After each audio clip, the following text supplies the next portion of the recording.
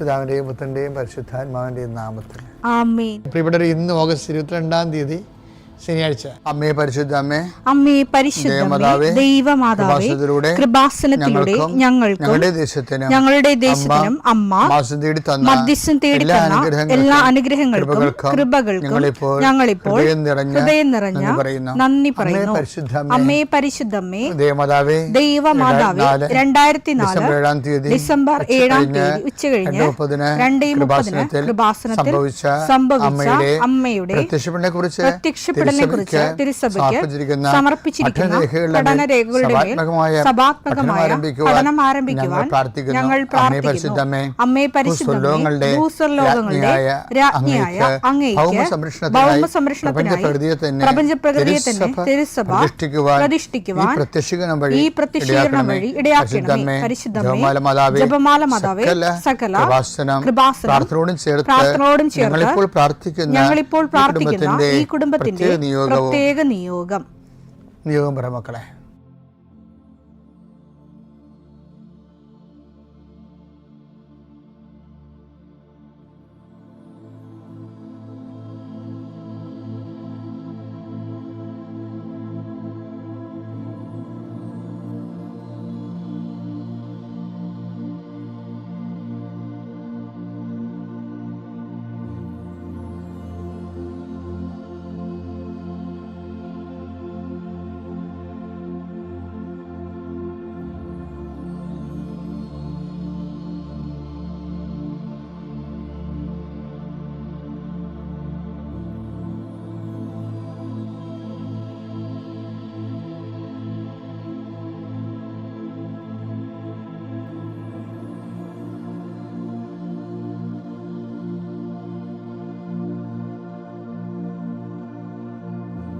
അമ്മയുടെ പ്രത്യക്ഷീകരണത്തിന്റെ ഈ അനുഗ്രഹവേളയിൽ ഞങ്ങൾക്ക് സാധിച്ചു തരുവാൻ കനിയണമേ. ആമേൻ. വിശ്വാസ പ്രമാണം.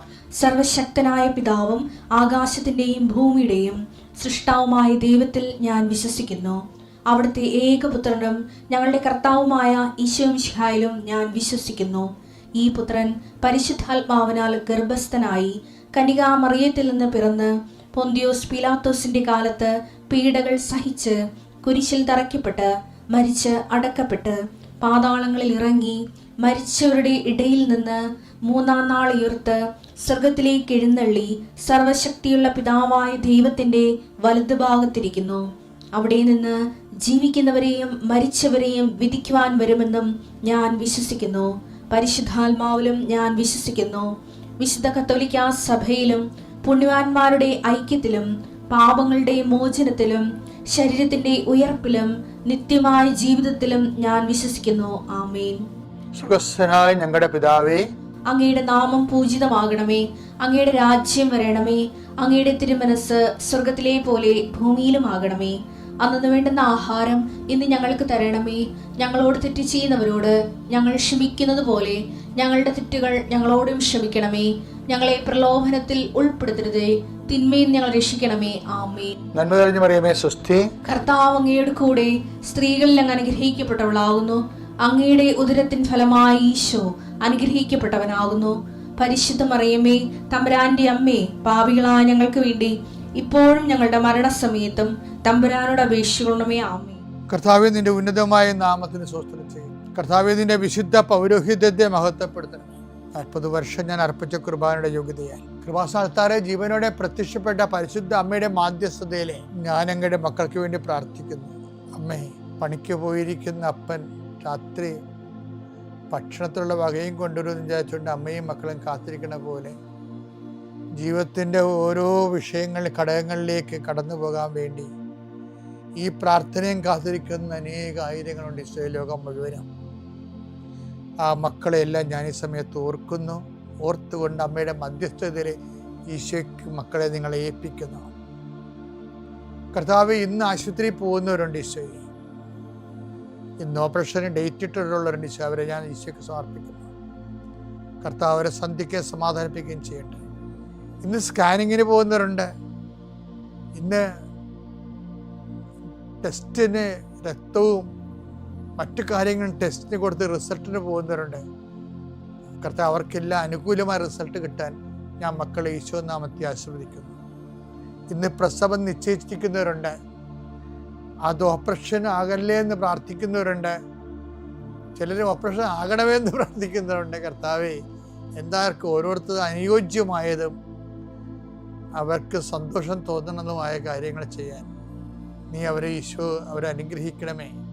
അങ്ങനെയുള്ള മനസ്സിൻ്റെ വ്യത്യസ്തങ്ങളായ മനസ്സ്, എല്ലാവർക്കും ഒരുപോലെ ധൈര്യമുള്ളവരല്ല, എല്ലാവരും ഒരുപോലെ ആത്മവിശ്വാസമുള്ളവരുമല്ല. അമ്മേ, പോരായ്മകളെല്ലാം പരിഹരിക്കണേ.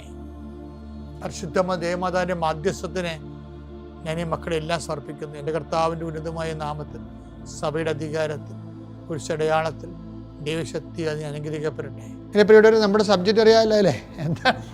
അതായത് വേണ്ട സമയത്ത് കരുണയും കൃപാവരം ലഭിക്കാൻ കൃപാവരത്തിൻ്റെ സിംഹാസനമായ ക്രിസ്തുവിനെ സമീപിക്കുക.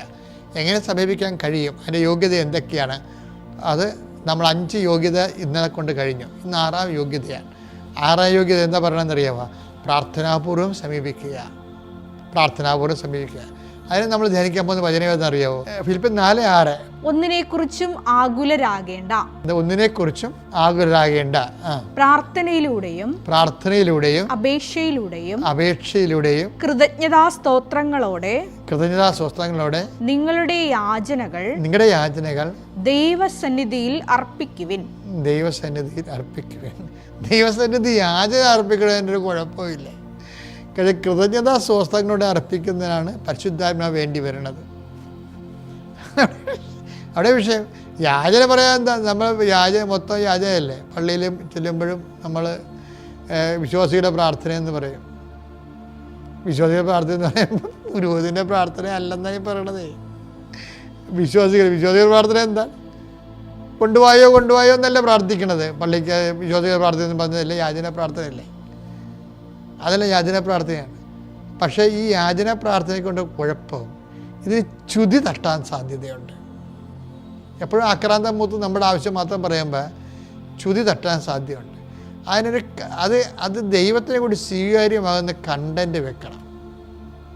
ഇപ്പം നമ്മൾ വെള്ളയപ്പമൊക്കെ ഇല്ലേ, വെള്ളയപ്പമൊക്കെ ഉണ്ടാക്കുമ്പോൾ ഞങ്ങളുടെ നാട്ടിൽ വെള്ളയപ്പം എന്ന് പറഞ്ഞു. വെള്ളയപ്പം നിങ്ങൾ പറയണത് പാലപ്പം പരന്നപ്പത്തിനാണ് ചിലർ വെള്ളയപ്പം എന്ന് പറയണം. പരന്നപ്പം, അത് ഞങ്ങളെ പാലപ്പം എന്ന് പറയും നിങ്ങളുടെ നാട്ടിൽ. അത് ഭയങ്കര രുചിയാണ്. ഇങ്ങനെ ചിറക് പോലെ ഉണ്ടാകും ചുറ്റോട് ചുറ്റും.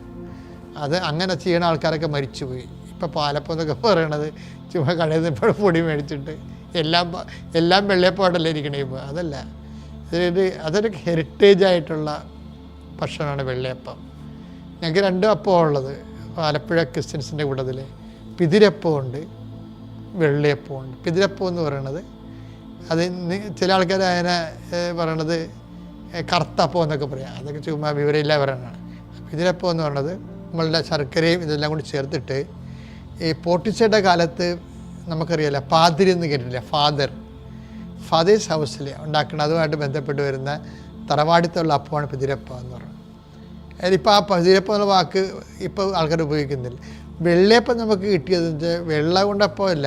വെള്ള എന്ന് പറയണത് നമുക്ക് ബുദ്ധിസ്റ്റ് ട്രഡീഷനിൽ നിന്ന് വന്നാണത് വെള്ളയപ്പം. അല്ല, വെള്ളപ്പൊക്കത്തിൽ നിന്നുള്ള വെള്ളം അല്ലത്. വെള്ള എന്ന് പറഞ്ഞ ഭഗവതിയായിരുന്നു. ജൈനിസത്തിൽ വെള്ള ഭഗവതി ഉണ്ടായിരുന്നു. ആ ജൈനക്കാരുടെ അപ്പമാണത്, ജൈനീസിൻ്റെ അപ്പമാണത് വെള്ളയപ്പം എന്ന് പറയുന്നത്. വെള്ളയമ്പലം, വെള്ളയപ്പം. അപ്പോൾ അതൊക്കെ അതിൻ്റെ അകത്ത് എല്ലാം അത് നമ്മുടെ നാട്ടിലെ പുരാതന ഭക്ഷണം, ഒരു 3000 കൊല്ലമെങ്കിലും പഴക്കമുള്ള ഭക്ഷണമാണ് വെള്ളയപ്പം എന്നൊക്കെ പറഞ്ഞാൽ. പിന്നെ നമ്മൾ എൻ്റെ കള്ളൊക്കെ ചേർത്ത് കള്ളപ്പമൊക്കെ ആക്കി മാറ്റി. എന്നാലും അത് ടേസ്റ്റാണ്.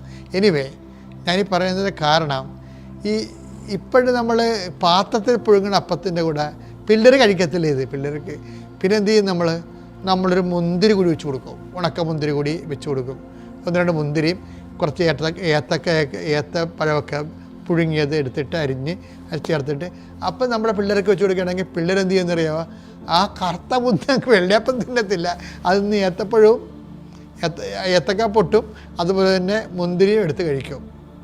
ഇതുപോലെ തന്നെയാണ് നമ്മൾ പ്രാർത്ഥനയ്ക്ക് കുറച്ച് ഏത്തപ്പഴവും മുന്തിരിയൊക്കെ ചേർത്ത് പ്രാർത്ഥിക്കുന്നത് നല്ലതാണ്. എന്ന് വെച്ച് കഴിഞ്ഞാൽ എപ്പോഴും കൊണ്ടുപോയോ എന്ന് പറഞ്ഞ് വാചനപ്പുറത്തല്ല. അതാണ് ഈ ഫിലിപ്പിയർ പറയണത്. എന്താ പറയണത്? കൃതജ്ഞത ചേർക്കണമെന്ന്. അതാ ഞാൻ പറഞ്ഞ ഏത്തപ്പൊട്ട്, പഴുത്ത ഏത്തപ്പഴത്തിൻ്റെ പൊട്ടും ഉണക്ക മുന്തിരി എന്ന് പറഞ്ഞ കൃതജ്ഞത. വായിച്ചേ. ഒന്നിനെക്കുറിച്ചും ആകുലരാകേണ്ട പ്രാർത്ഥനയിലൂടെയും അപേക്ഷയിലൂടെയും കൃതജ്ഞതാ സ്തോത്രങ്ങളോടെ. അതാണ് അതിൻ്റെ വിഷയം. അതായത് കൃതജ്ഞത ചേർക്കണം. അപ്പം ദൈവത്തിന് അത് അട്രാക്റ്റീവ്, അതായത് ദൈവത്തിന് സ്വീകാര്യമാകുന്ന പ്രാർത്ഥനയാണത്. അപ്പം ദൈവത്തിനെ കൂടി അതിൻ്റെ അകത്ത് നമ്മൾ ആ പ്രാർത്ഥനയ്ക്ക് നമ്മൾ കക്ഷിയാക്കുന്നുണ്ട്. അപ്പം പ്രാർത്ഥന ഒരു പ്രധാനപ്പെട്ടതാണ്, യോഗ്യതയാണ് വാഗ്ദാനപ്പെട്ട് സമീപിക്കാൻ. പക്ഷേ കൃതജ്ഞത അതിലുണ്ടാകണം. പിതാവിൻ്റെയും പുത്രൻ്റെയും പരിശുദ്ധ നാമത്തിൽ.